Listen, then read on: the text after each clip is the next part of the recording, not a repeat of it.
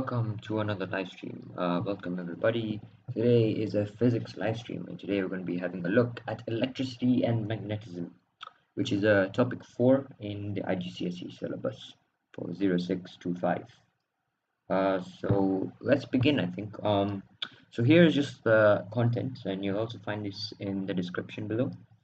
If you are interested, you can go there, and then after this live stream is over, you can maybe find that content on the live stream. So we're going to try to finish the entire topic 4, and then maybe in the future we can do some topic 4 questions related to the IGCSE syllabus. But what we're going to be doing in today's live stream is just the theory part. We're not going to be doing any questions, but just the theory, because I think theory is very important in the syllabus. So we are going to be starting with the theory, and then we're going to be moving on with the questions or practice questions from the IGCSE syllabus.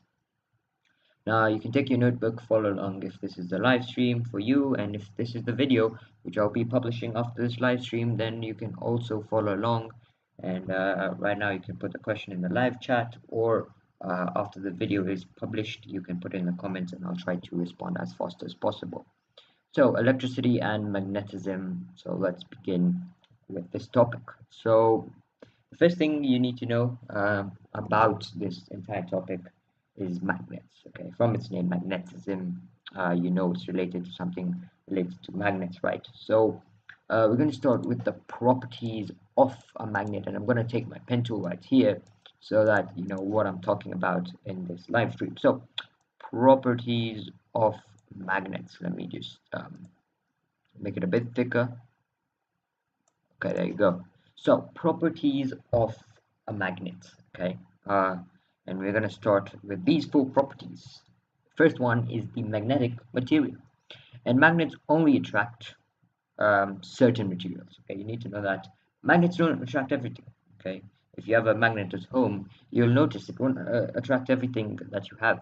Okay, but will only attract certain materials, and these materials we call them magnetic materials. Okay, and we have 4 main types of materials in these sort of classification, you can say, and you need to know these 4 because sometimes they do ask you in these exams, name the 4.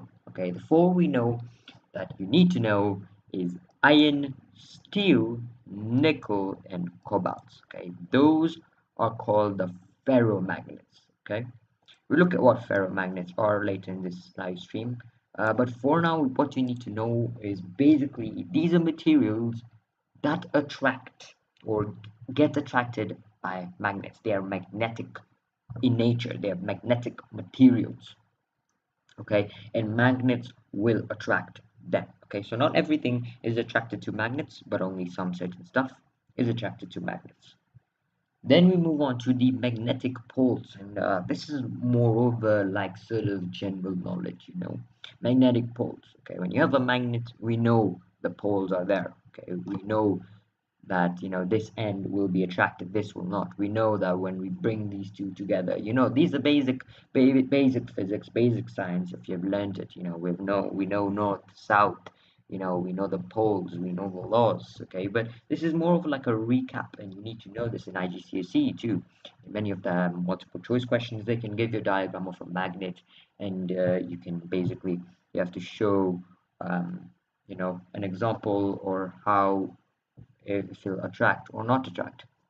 Okay, then so basically I talked about the magnetic poles. The poles are the places in which the magnets, okay, will attract. Okay, and there's a famous experiment that we will learn in this chapter that is related to iron filings. Okay, and that is basically we can see the magnetic field around a magnet with the experiment with iron filings. Then we'll see that in this live streams too. Okay, so we know that in the near ends, okay, this is an example I put. Okay, these ends right here is where the most strength is there, and you can see right here the north, south, and how they're attracting and how everything behaves, and we call them poles. And we have 2 types of poles. Okay, this is more of general knowledge. I told you when you just like learn science, the first thing you do is like with magnetism is, you know, learn north, south, and attraction, law of attraction. You look at all of that. So this is more of like a recap. So you should know all of this already. So north and south poles. If a magnet is supported so that it swings in the horizontal plane, it comes to a rest with one pole. The north seeking, or the end pole, always points roughly towards the Earth's north pole. So here is an experiment. Okay, when you take a string and then you wrap it around the magnet, okay, and then you let it swing, okay, the horizontal plane, when it comes to a rest, okay, when it stops swinging, that one pole that is pointing, okay, when it's pointing to one certain, it'll point at one certain direction, right? So that direction we call north pole. So like in the ancient times when they never had compasses, that is how they used to navigate around the earth. And also compasses work in a similar way, because compasses have these magnets, okay, and that's how it sort of works. Okay, so that's how the north and south pole work, and that's how we can differentiate or find the North Pole. Then we move on to the law of magnetic poles. Okay, so this is the law now. So we have a certain law of the magnetic poles, and what this basically means that if the north pole of a magnet is brought to the north pole, so when like poles are brought together, something called repulsion will occur. And when two south poles are repelling, they also, if even if it's two north poles, if it's two south poles, they both will repel. Okay, so that's just repelling and attraction. With attraction, unlike poles attract, and then like poles repel. Okay, so this is more of a, like, you should know this already by now. When you just started science, when you just started physics, I'm sure you've heard of this. Even if you don't do physics, you know this. Okay, it's something like everyone knows something like this. Okay, everyone knows a bit of the properties of a magnet. Okay, because magnets are used in a lot, like in the daily uses of our life. We move on. Okay, and now we have a look at magnetization of iron and steel. Okay, why iron and steel? We're just gonna get into that right now. Okay, chains of small iron nails and steel paper clips can be hung from a magnet. Okay, so if you're hanging maybe like a nail, and then you're hanging steel. Each nail or clip magnetizes the one below it, and the unlike poles so formed attract. So if the iron chain is removed by pulling the top nail away from the magnet, the chain will collapse. So this basically means that this shows the magnetism induced in the iron is temporary. Okay, whatever the charge inside these nails are just temporary. Because when I chuck one of those clips, then the whole chain of magnetism will be removed. Okay, and the same thing applies for steel. Uh, when the same is done to the steel chain, it does not collapse. Uh, Sorry, it's not the same actually. It does not collapse in the steel, okay, but it will collapse in the iron. Hopefully you're understanding this, the differentiation between iron and steel. Now you get to know about this a bit more in just a minute. So you can see we have a diagram here, and you got the north pole, you got the south pole, you got four paper clips, okay. Magnetic materials such as iron that magnetize easily, okay, but readily lose their magnetism easily too. So they gain very easily and they lose very easily. And such types of materials, we call them soft. Okay. So when a magnetic material is soft, okay, in the exam they can ask you, what is the meaning of a soft magnetic material? You can simply just say that this means that it can get magnetized quickly and get demagnetized also quickly. But then there's some like steel that are hard to magnetize, but then they stay magnetized for a long time. Okay, so meaning it's hard to demagnetize. So hard to magnetize, hard to demagnetize. Those materials are called hard materials. Okay, so hopefully you're getting the difference between all of these sort of materials right here. So we have the, basically this experiment where I showed you related to steel and iron. Basically, the main purpose of it is to show how different properties react. Okay, some can be soft, some can be hard. So that's how we show them. Now, both types have their uses, very hard ones.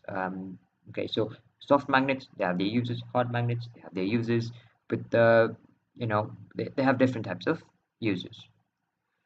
The hard ones are used to make permanent magnets because you cannot demagnetize it quickly. And solenoids can be used to magnetize and demagnetize magnetic material.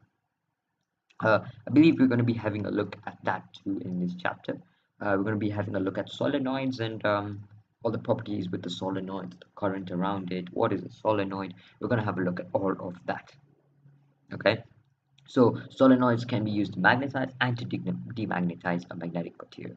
Okay, so we have different types of ways to magnetize, different types of ways to demagnetize. So we have basically different ways to magnetize and demagnetize, and one of the very common ones I'm sure you've heard of is called stroking. And if you stroke a magnetic material several times at the same direction with one pole, either north south, of a magnet, it will become magnetized. And this is an experiment or science experiment you can try out at your own time. Basically, if you take a magnet and you keep, stroking it at one pole again and again, which is called stroking, that material that you are stroking will become magnetized. Okay, so this was a kind of like a brief introduction, okay, to magnetism. So we're having a look at all these experiments here.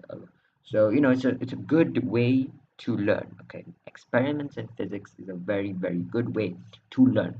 Okay, and that's why we were introduced with many experiments in this topic. And to understand magnetism, to understand characteristics, to understand the laws of magnetism, the best way to learn is by doing experiments. These experiments you can even do at home and then test yourself. Okay, this is magnetized, this is the way you're magnetized. You doing something practically actually will help in physics. We now move on magnetic fields, and then I believe we're going to be doing a quick experiment related to magnetic fields. Okay, so what are magnetic fields? Now, magnetic fields are the space surrounding a magnet when it produces a magnetic force called the magnetic field. So this is the surrounding of a magnet where it produces a magnetic force. Okay, this is the space surrounding a magnet. Keep that in mind, space where surrounding a magnet. Okay, it is the space that surrounds the magnet. So if I have a magnet, for example, I'll just do this. The space around these magnets, this magnet right here, is called the magnetic field because it exerts a magnetic force. Okay, this is a magnetic force that you cannot see, but that force is there. Okay, and that force around it is called the magnetic field. Okay, we'll see how to look at the magnetic field in just a moment with an experiment. So you'll get to know everything related to that. Okay, so let's move on. It says that the force around a bar magnet can be detected and shown to vary in direction using the apparatus in figure 34.2. So 34.2 is right here, and you can see as it says, okay, let's just read this quickly. If the floating magnet is released near the north pole of the bar magnet, it is repelled to the south pole and moves along a curved path known as the line of force. Okay, so we have a sort of experiment here again, and we'll do many experiments in this sort of topic, and especially if you've done this in school, I think experiments in this is very popular. But again, we're doing online, so it's a bit unfortunate that you guys, if you are at this current time, it's quite difficult to do experiments right now because of COVID, and I'm sure you know about it. Like in your school, it's quite hard to do such experiments. But this topic involves a lot of experiments, and it's the beauty of magnetism. We look at the features, we look at the properties, so we can understand better. Okay, so that's how everything works. Okay, and it is useful to consider that a magnetic field has a direction to represent the field lines by okay by lines of forces. So hopefully you're understanding all of that right now. It has been decided that the direction of the field at any point should be the direction of the force on a north pole. So this was, of course, decided by the scientists. We don't have any rule in this. And to show the direction, arrows are always pointed on the lines of the force and they point away from the north pole towards the south pole. Okay, so we'll look at why we do this. So it's always away from the North Pole and coming towards the South Pole. This is where diagrams come to show the magnetic fields, okay? And the magnetic field is stronger in regions where the lines are close, okay? Now, what am I saying? These lines and everything, I don't know if, because I'm not sure you. So right here is a diagram, okay? And you know these lines coming out of the North Pole into the South Pole, those are simply called magnetic field lines, okay? And this region around, okay, 1 second, I'm gonna have a quick break.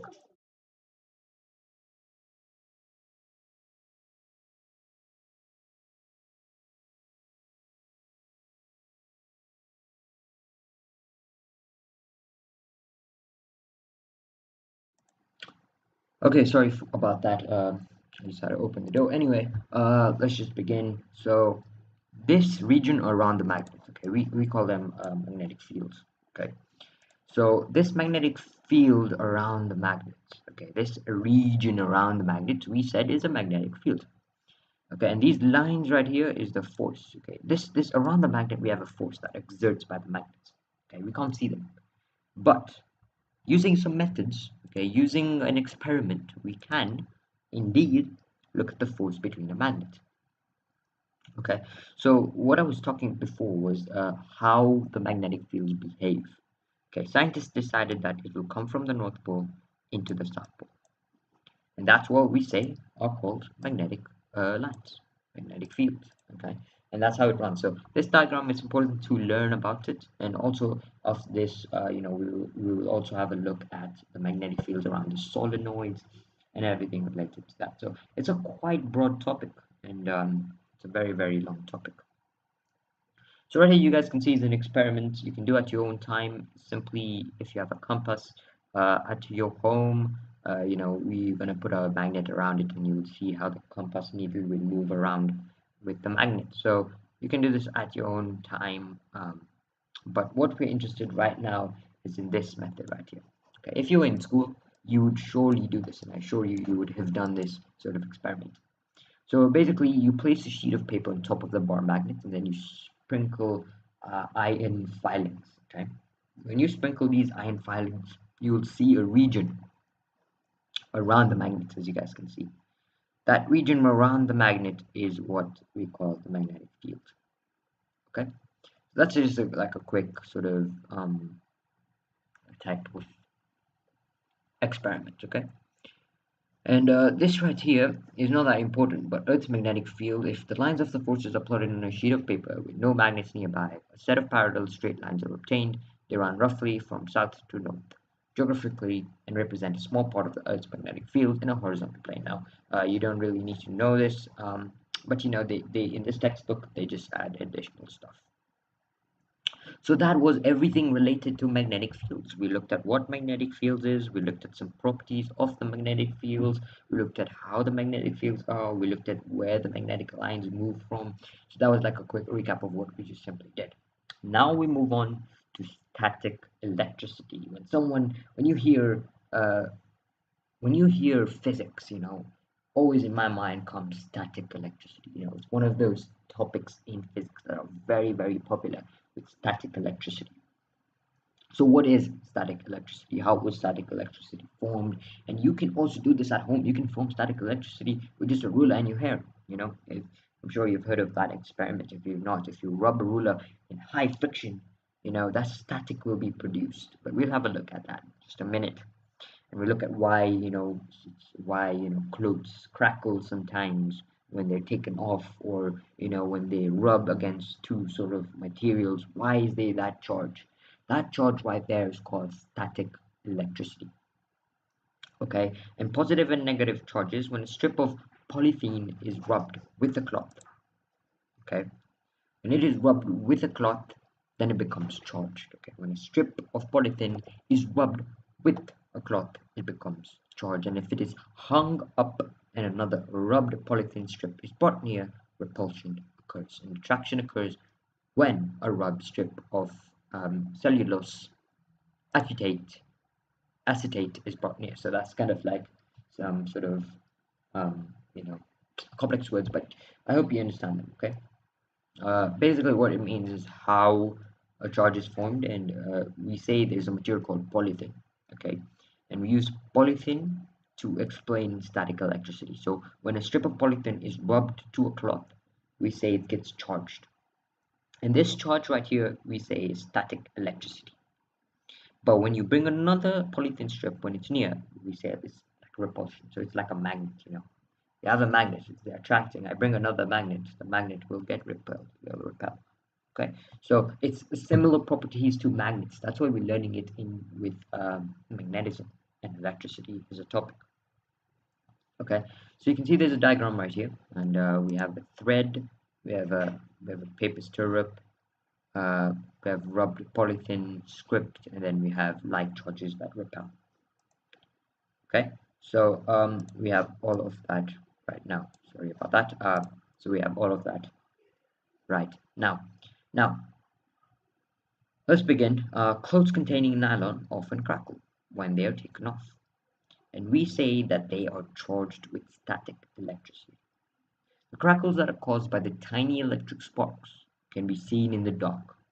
Pens and combs are made with certain plastics that become charged when rubbed on your sleeve. They can attract scraps of paper. Also, if you've noticed, you take a ruler. So this is like an experiment you can do even right now. If you take a ruler, okay, and maybe you have oil on your head, okay, if you put a certain type of oil on your head, or even if you don't have oil, but if you have oil, you know, it works better.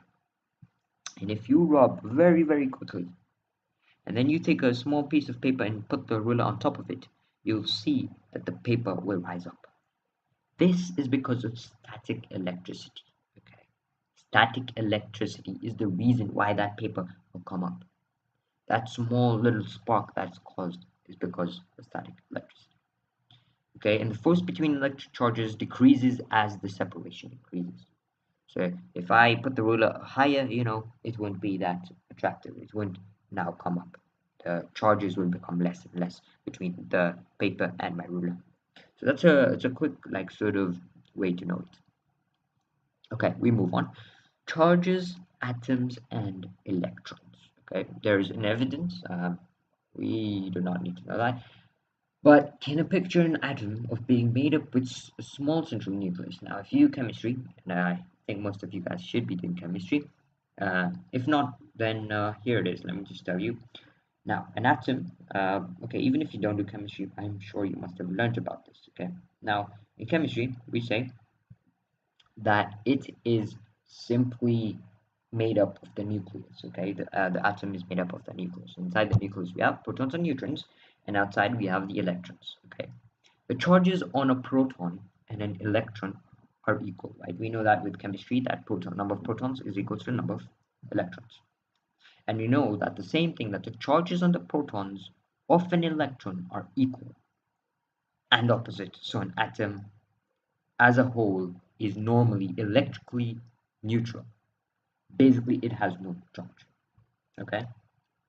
Because of the proton and the electron, they both have equal and positive charges, that will make it a neutral. It will make the atom neutral. Okay, and you can see here is an example of a hydrogen atom where we have one proton and one electron. They are equal together.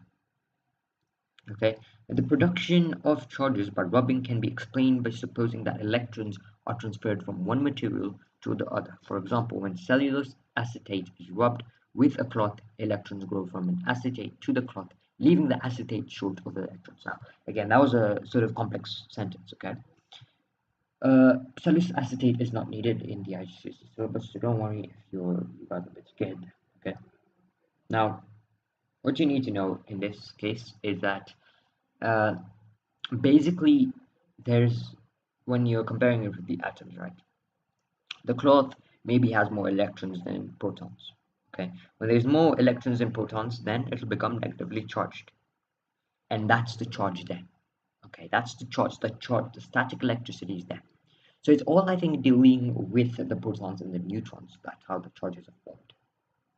Okay, and you can see we have a practical work here. It's called a gold leaf electroscope. Okay, and you can't do this at home. You need the apparatus, the gold leaf electroscope. But you can ask your teacher. You know, let's do the gold leaf electroscope experiment, and I'm sure, I think he will agree to do it, because this little machine right here consists of a metal cap on a metal rod, and at the foot of which is a metal plate, okay, basically with a leaf of gold foil attached. Okay, the rod is held by an insulating plastic plug in a case with a glass slide. So this is basically how the machine looks like. So we have a metal cap, a metal rod. You can see with this diagram. So this right here is the metal cap. You have the metal rod right here. Okay, and then you have the insulating plug. So I'll tell you what all of this does now. This machine, first of all, has about 3 uses. Okay, number one, it detects charge. Second, it charges by contact. And third, it checks if the insulator and conductor. First of all, detecting a charge. Bring a charged polythene strip towards the cap, okay, and the leaf rises away from the plate. And when you remove the charged strip, it will fall. Okay, so that means it can basically tell if there's any charge in that material. Then we can move on with charging by contact. Okay, draw a charged polythene strip firmly across the edge of the cap, and this leaf should rise and stay up when the leaf is removed, and if it does not, repeat the process but press hard. Okay, so basically when there's contact with the cap, on the edge of the cap, the leaf will rise and then will stay up. So you can see all of this basically this experiment shows if there's charge. Okay, it measures the static charge. Okay, so I think that's all you need to know with that. Okay, and then we move on to electrons, insulators, and conductors, and then after that we'll come into having a look at electric fields, and then looking at electric current. Now electric current is a whole different sort of type of topic. Like, it talks about everything with circuits and everything like that, but of course in today's like sort of live stream, we're only focusing on the magnetism sort of aspect, so I don't think we will do current. So um, yeah, hopefully you understand that. Okay, so let's move on. So electrons, insulators, and conductors. An insulator is basically all electrons are bound firmly to the air atoms, and in a conductor some of the electrons can move freely from atom to atom. Okay, so an insulator can be charged by rubbing because the charge produced cannot move from where the rubbing occurs. So this basically, the electric charge is static. So all of these are just some more examples, and you can see throughout this entire live stream I've just been, talking about experiments, experiments, experiments. This entire textbook just talks about experiments, experiments. So it's really sad that most of these experiments can't be performed right now because of the situation. If you are currently watching this, COVID, so you can't come back to school and everything like that. So it's really unfortunate that you can't do all these experiments. But in magnetism, everything is related to experiments, and most of the things just revolve with the experiments, right? So yeah, that's it's a bit sad to face that. But we're not going to be doing this electrons, insulators, and conductors, um, and then yeah. So I think in the next live stream, what's going to happen is we are going to have a look at not electric currents, not potential difference, but we're going to have a look at, let me show you so you can see how much there is in this topic. So we're going to have a look at capacitors. We're going to have types of capacitors. So this topic is very, very long. It's one of the longest topics in physics. So I think I'll see you in the next live stream. Hopefully you enjoyed this sort of live stream. It was a quick introduction of magnetism, looked at magnetic fields, and yeah, hopefully you enjoyed this. So I'll see you in the next live stream or next video. So goodbye and thanks for tuning up.